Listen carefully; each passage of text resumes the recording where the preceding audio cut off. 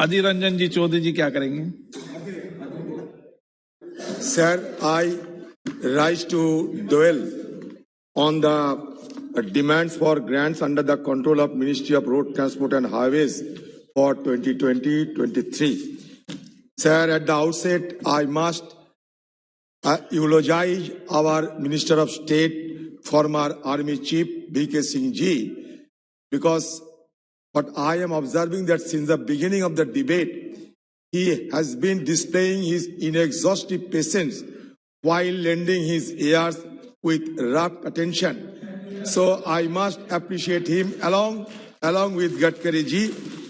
Sir, मुझे बड़ा दुख हो रहा है सर, सदन में जब रोड ट्रांसपोर्ट की चर्चा हो रहे हैं तो हमारे ज्ञानी और वरिष्ठ नेता और हमारे सांसद दुबे साहब ने रोड से चले गए यूक्रेन, और यूक्रेन में पुतिन साहब का जो बमबारी चलते हैं उसको समर्थन कर दिया, और वो कह रहे हैं कि पुतिन साहब ठीक कर रहे हैं। मैं पूछना चाहते हैं कि सरकार का ये रवैया है, क्योंकि हम जानते हैं कि हमारा देश वासुदैव कुटुंबकम की बात करते हैं, हमारा देश वासुदैव कुटुंबकम की बात करते हैं। अगर पुतिन को हम ये सदन में पैरवी करें तो शी जिनपिंग को भी पैरवी करना चाहिए, और लद्दाख की अतिक्रमण को मानना चाहिए, अरुणाचल के अतिक्रमण को मानना चाहिए। ये क्या हो रहा है इस सदन में? मैं सरकार को पूछना चाहते हैं, मैं सरकार को पूछना चाहता है कि ये यूक्रेन पे हमला समर्थन जो बोले सर, लाखों की तादाद में लोग पलायन कर रहे हैं, तबाह हो रहे हैं सर यूक्रेन। सर बच्चे बोले आप घर छोड़कर रिकॉर्ड में आएगा। आप दोनों का कोई का रिकॉर्ड में नहीं आ रहा, आप इस विषय पर बोलें, आप तो इस विषय पर बोलें। ये चर्चा की दौरान था, इसलिए मैं चाहता हूं कि इसको एक्सपांड किया जाए सर, बस मैं चाहता हूं ये एक्सपांड किया जाए, क्योंकि सर उन्होंने कहा, इसलिए मैं कोई माननीय सदस्य जिस विषय पर है उस विषय पर ही बोले, विषय से इधर उधर नहीं हो।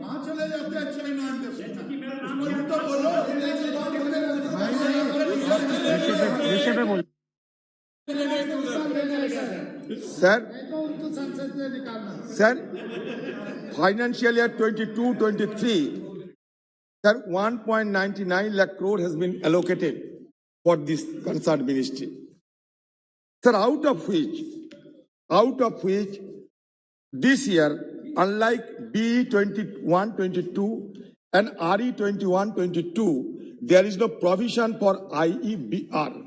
It has been stated that Ministry of Road and Highways targeting to spend 2,42,020 crore on national highways in financial year 22-23, comprising of rupees 187,020 crore budgetary outlay, rupees only 1 lakh from IEBR, 10,000 from other sources, 15,000 from SPB, and 30,000 crore through private investment. Here, ये मालूम नहीं कि internal और external budgetary resource की आपको जरूरत क्यों नहीं होते, लेकिन ये इसमें स्पष्ट होते हैं कि सरकार बजटरी सपोर्ट के दौरान सारे विकास करना चाहते हैं, क्योंकि प्राइवेट इन्वेस्टमेंट इसमें सिर्फ 30,000 रखा गया, जबकि केलकर कमेटी की जो ऑब्जर्वेशन ये है कि हमारी देश में एक लॉन्ग टर्म पॉलिसी अपनाना चाहिए, जैसे कि प्राइवेट इन्वेस्टमेंट की बढ़ोतरी हो।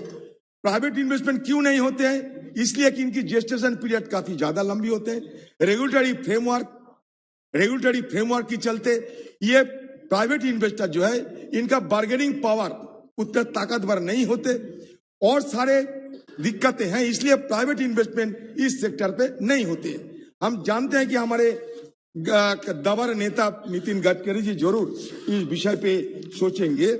सर, रोड ट्रांसपोर्ट हम जानते हैं कि हमारा देश की 90% जो हमारे मतलब कंट्री की, it is estimate to handle 90% passenger और 69% फ्रेट ये रोड पे हम लोग कैरी करते हैं। सर, मैं 2-3 छोटे-छोटे मुद्दे उठाना चाहते हैं कि according to NCRB report on accidental deaths and suicides in India 2020, traffic accidents in the country stand at 368 in 2020. These traffic accidents resulted in injuries to 336 248 persons and 146 354 deaths during 2020. ये untenable है। मतलब हर घंटे हमारा देश में 35 ऐसा हादसा होते हैं और हर 4 मिनट में एक मौत होते हैं। ये क्वाइट अनटेनेबल है, इसलिए कि इस तरीके की घटना ना घटे, इसलिए हम लोग ब्रासीलिया डिक्लेरेशन में दस्तखत किया था। ब्रासीलिया डिक्लेरेशन के मुताबिक हमें हादसे के चलते, रोड हादसे के चलते मौत आधा होना चाहिए था, उसमें हम फेल कर चुके हैं। तो इसलिए हमें क्या करना चाहिए, सरकार हमें थोड़ा बताइए, क्योंकि बचाने के लिए कम से कम जो रेस्पॉन्स टाइम होना चाहिए, ये रेस्पॉन्स टाइम अभी उपलब्ध नहीं होते हैं, जिसको कहते हैं कि गोल्डन आवर। आप ये कह सकते हैं मंत्री जी कि हमारा एनएच पे और जहां जहां आप रास्ता बना रहे हैं वहां ट्रॉमा सेंटर कितने बना रहे हैं? ट्रॉमा सेंटर अगर नहीं बनाएंगे तो ये गोल्डन आवर बचाने के लिए हादसे के बाद ये उपाय आपको नहीं मिलेगा। इसलिए हम लोग ये देखते हैं कि हमारा देश में इस चलते जो हमारे जीडीपी के नुकसान होते हैं वो 7.5% जीडीपी की, मतलब 12 लाख करोड़ से ज्यादा जीडीपी को हम नुकसान करते हैं, क्योंकि ये हमारा देश की ये रोड के चलते जो अभी भी चूक है, जो गलतियां है, ये हम सुधर नहीं पा रहे हैं। सर, इसमें और एक चीज देखना है, सर ज्यादा से ज्यादा गरीब लोगों की मौत होते हैं। मान लीजिए जो रोड की हादसा होते हैं रूरल एरिया में 66% इसका हिस्सा होते हैं, और मतलब गरीब लोगों की घर पे एक रोजगार लोग अगर मर जाते हैं हादसा में, उसको देखभाल करेंगे कौन, उसको बचाएगा कौन? सर, इसलिए मैं सरकार को ध्यान आकर्षण करते हुए कह रहा है कि हमारा देश में तकलीफ इस बात की है कि 1951 में जब हमारा आजादी हुई, आजादी के कुछ साल बाद हमारा देश में सारे रोड की लेंथ थे 0.3 मिलियन, अभी हो गया 300 मिलियन किलोमीटर। गाड़ी की आबादी जब 1951 में थे 0.3 मिलियन, अभी हमारा गाड़ी की आबादी हो गए 300 मिलियन, वो भी 2019 के हिसाब के मुताबिक अभी और भी बढ़ गए हैं। 1951 में हमारा देश में रोड की लेंथ थे 40,000 किलोमीटर, अभी वो बढ़ के हो गया 63 लाख से ज्यादा किलोमीटर। मतलब रोड की लेंथ हमारे आबादी की तुलना में, आबादी की जो बढ़ोतरी होते हैं, आबादी की जो इजाफा होते हैं, उसके साथ साथ हम रोड बनाना नहीं सकते। और अभी भी हमारे सब्जेक्ट टू करेक्शन 55% 2 लेन होते हैं, 24% 4 लेन होते हैं। मतलब बहुत दूर जाना बाकी है। ताली बजाना तो आसान होता है, लेकिन वास्तविकता को, हकीकत को हमें समझना पड़ेगा। सर, हमारा नेशनल हाईवे में जिसका फीसदी होता है 2.03% टोटल रोड नेटवर्क में, उसमें हमारा डेथ होता है 35.7%। स्टेट रोड की हिस्सा होता है 3.01%, लेकिन उसमें डेथ होता है 24.8%।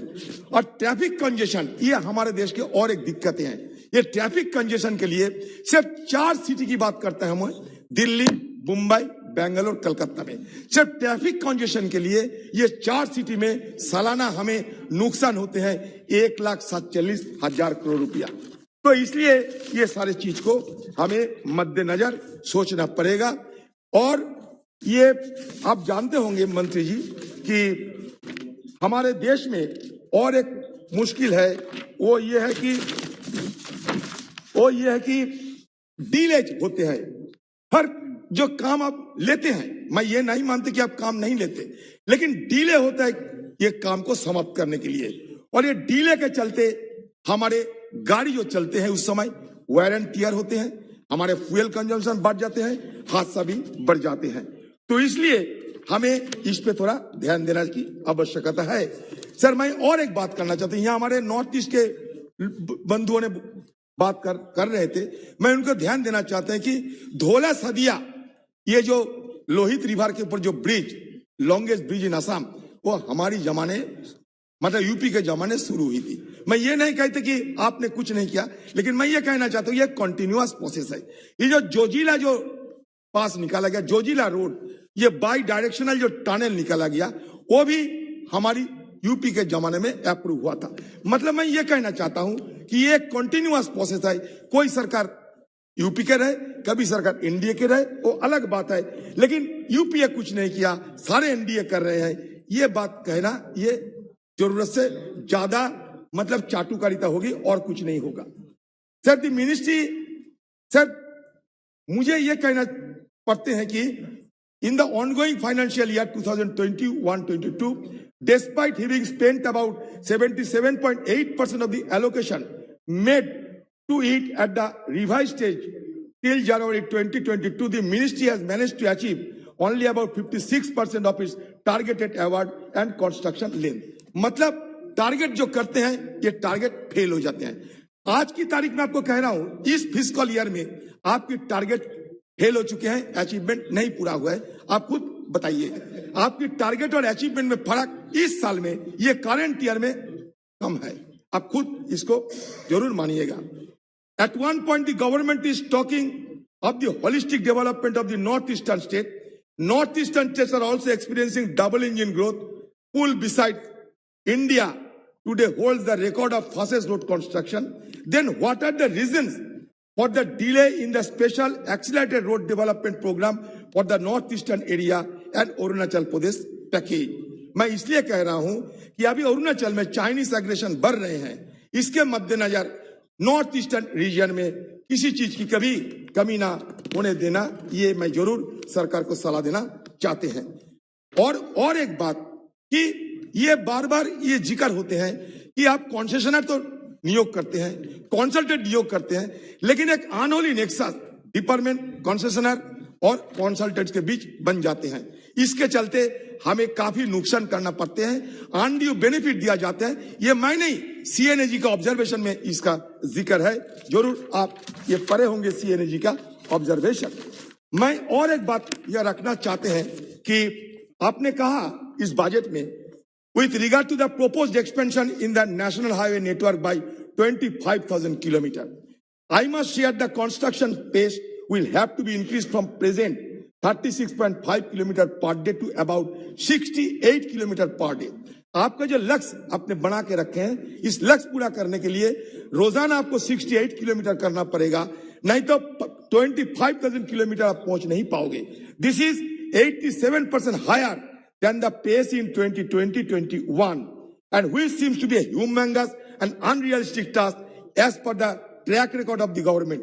We should keep in mind that increasing the pace of construction of new highways should not be the sole focus of the ministry. Quality of roads is equally important. आपको बहुत सारे सदस्यों ने ये बताया, खासकर ट्रेजरी बेंच की तरफ से भी ये बताया गया कि हमारे देश में गुणवत्ता की कमी है। गुणवत्ता के लिए मशहूर माना जाता है जर्मनी को, सेफेस्ट रोड के लिए मशहूर माना जाता है नॉर्वे को, जरूर आप ये जानते होंगे। Sir, this government always keen on comparing UPA 1 and NDA, UPA government and NDA. I am very astonished to find that since 2014-15, the highway developers debt, mind it, highway developers debt, NHAI, has increased around 14 times from 24,188 crore to around 3,40,000 crore at the end of January 2020, which is a cause of grave concern for NHAI. आपने ये कह रहे हैं कि हम इतने लंबा road बना दिए हैं, आपके समय में इतने सारे विकास हो चुके हैं, लेकिन इसके पीछे जो राज है वो राज भी बताना जरूरी है। The government always claimed that we have increased so and so kilometer of national highway. I want to share here that after the NDA government come to power in 2014, the Road Transport and Highway Ministry approved approximately 72,000 kilometers of state roads. Mind it, 72,000 kilometers of state roads to be declared as national highway. Of these, 49,087 kilometers of state roads, including state highway, have been notified as national highway since 2014-15. तो आपको क्या लगता है, इसमें दूध में तो पानी जरूर मिला हुआ है? ये थोड़ा सदन को बताना चाहिए मंत्री जी। अब मैं अपने बात छोड़ दीजिए, आप जानते हैं कि रोड एंड ट्रांसपोर्ट में हमारे ये स्टैंडिंग कमेटी भी है, और स्टैंडिंग कमेटी में सर्वजन की सहमत से स्टैंडिंग कमेटी चलते हैं। ये स्टैंडिंग कमिटी क्या ऑब्जर्वेशन किया? सर हो गया, बस हो गया sir. The standing committee note that the amount of funds release to NHI has almost tripled since financial year 16-17, while the land constructed by NHI has increased by only about 63% during the same time. देख लीजिए standing committee की report, मेरा नहीं, वहां सर्वदल की सर्वमत से ये मानता है। NHI में वैकेंसी, ये और एक बड़ा चिंता की विषय, वैकेंसी। आप रोड बनाओगे, ऑफिसर नहीं मिलेंगे तो रोड बनाएंगे कैसे? ये NHI की वैकेंसी कितना है? NHI का वैकेंसी अभी 61% है सिर्फ अभी स्टाफ, मतलब बाकी सैंक्शन स्टेज से कम कितना है? 61% अभी आप नियुक्ति किए हैं, लेकिन एलोकेशन है 134,015 करोड़। ये क्या हो रहा है? आप भारतमाला परियोजना की फेज 1 की बात करते हैं। The committee is deeply concern to note that though the original timeline पर Bharatmala phase 1 targeted its completion by 21-22, only 20,063 kilometer. That means 59.28% of total has been awarded, while only 7,375 kilometer, that means 21.19% of total has been constructed by December 2022 out of the overall target of 34,800 kilometer. This has led to the targeted timeline for completion now being estimated at financial year 2017, while the estimated cost of BMP phase 1 has almost doubled. ये देख लीजिए, cost बढ़ जाते हैं। Cost overrun क्या होते हैं? Bharatmala phase 1 की कॉस्ट ओवररन 5.35 लाख करोड़ से बढ़कर अभी 10.63 लाख करोड़ हो जाता है, मतलब डबल हो जाता है। इधर डबल इंजन, उधर समय डबल, उधर खर्चा डबल। यही आप थोड़ा देखिए मंत्री जी, मेंटेनेंस। और दूसरी बात है मेंटेनेंस।